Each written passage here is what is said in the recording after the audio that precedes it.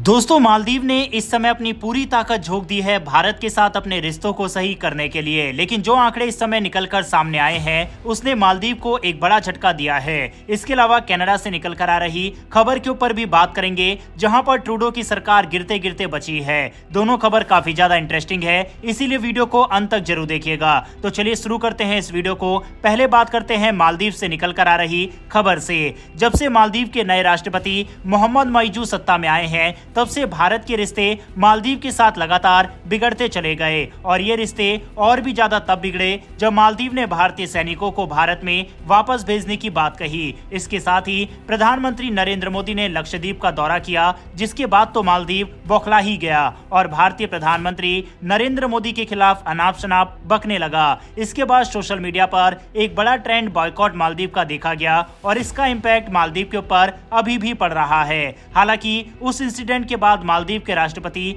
भारत भी आए और भारत के साथ अपने रिश्तों को सही करने की तमाम कोशिशें की, लेकिन भारतीय टूरिस्ट अभी भी मालदीव जाने को तैयार नहीं है, क्योंकि इस समय जो आंकड़े निकलकर सामने आए हैं उसने एक बार फिर से मालदीव को एक बड़ा झटका दिया है। मालदीव इस समय भारतीय पर्यटकों के लिए तरस रहा है। तमाम जतन के बाद भी मालदीव की सरकार भारतीय पर्यटकों को अपनी ओर आकर्षित करने में नाकाम रही, जिसका असर देश की पहले से खराब चल रही अर्थव्यवस्था पर पड़ रहा है। पिछले 2 सालों में मालदीव के पर्यटन बाजार में भारत सबसे बड़ा भागीदार रहा, लेकिन इस साल देश में भारतीय पर्यटकों की संख्या में भारी कमी देखी गई। मालदीव में इस साल भारतीय पर्यटकों की संख्या में 50,000 से ज्यादा की गिरावट हुई है। मालदीव के पर्यटन मंत्रालय के आंकड़ों के अनुसार पिछले साल 24 सितंबर तक भारत से 1,46,057 पर्यटक देश में पहुंचे थे। वहीं इस साल 24 सितंबर भारत से आने वाले पर्यटकों की संख्या सिर्फ 88,000 है। इस तरह भारतीय पर्यटकों की संख्या में 57,855 की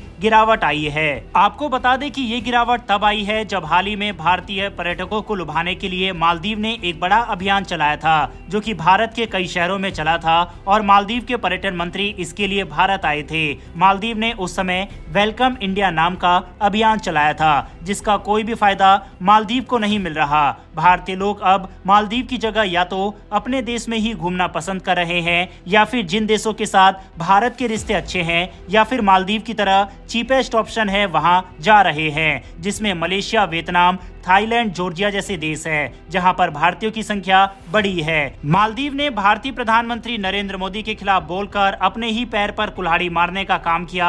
हालांकि हैरानी यह है कि अभी भी कुछ भारतीय मालदीव में जा रहे हैं। जो देश भारत के प्रति इतनी नफरत वाली भावना रखता है, उस देश में भारतीयों को जाने से बचना ही चाहिए। हालांकि मालदीव की तरफ से पिछले 3-4 महीनों में कोई भी नेगेटिव खबर नहीं आई है, बल्कि लगातार भारत को धन्यवाद और भारत के साथ अपने रिश्तों को मजबूत करने की ही बात कही गई है। ऐसे में क्या भारत को सब कुछ भुलाकर मालदीव के साथ नए सिरे से शुरुआत करनी चाहिए, या फिर आपको लगता है कि नहीं, मालदीव के साथ दूरी बनाकर ही भारत को चलना चाहिए? इस पर अपनी राय कमेंट बॉक्स में लिखकर बताइएगा। बढ़ते हमारी अगली खबर की तरफ, जो कि कनाडा से निकलकर सामने आ रही है। कनाडा के प्रधानमंत्री जस्टिन ट्रूडो बुधवार को अपनी अल्पसंख्यक लिबरल सरकार के पहले बड़े परीक्षण में सफलता मिल गई और अविश्वास प्रस्ताव से बाल बाल बच गए। ट्रूडो की लोकप्रियता 9 साल के कार्यकाल में काफी घट गई है। एक गर्मागर्म बहस के बाद लिबरल को हटाने और अचानक चुनाव कराने के कंजर्वेटिव प्रस्ताव के खिलाफ 211 के मुकाबले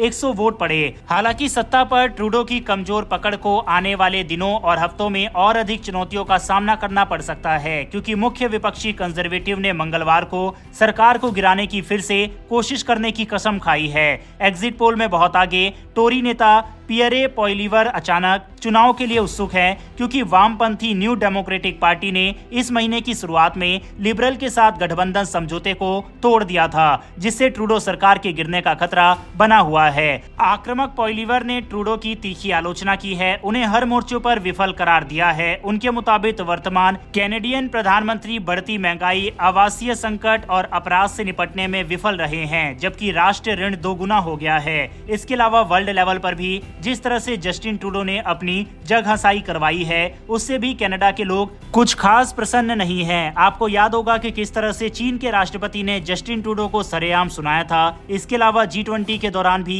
ऐसी खबरें सामने आई थी कि ट्रूडो ड्रग्स लेकर भारत आए थे और बाद में उनके जहाज खराब होने की खबरें सामने आई थी और उन्हें भारत में ही 2 दिन एक्स्ट्रा रुकना पड़ा था। इसके अलावा खालिस्तान मुद्दे पर भी जिस तरह से भारत के साथ अपने रिश्ते खराब करने का काम ट्रूडो ने किया है, इससे भी उनकी छवि में भारी गिरावट आई है। बहरहाल दोस्तों, क्या आपको लगता है कि ट्रूडो अपनी सरकार को आगे बचा पाएंगे या फिर नहीं? इस पर अपनी राय कमेंट बॉक्स में लिखकर बताइएगा। फिलहाल इस वीडियो में इतना ही। इन्फॉर्मेशन और वीडियो पसंद आई हो तो वीडियो को लाइक करके हमारी आने वाली डेली ऐसी वीडियो के लिए चैनल को सब्सक्राइब कर बेल नोटिफिकेशन अवश्य दबा लें। फिर मिलेंगे ऐसी एक नई वीडियो के साथ। धन्यवाद। जय हिंद।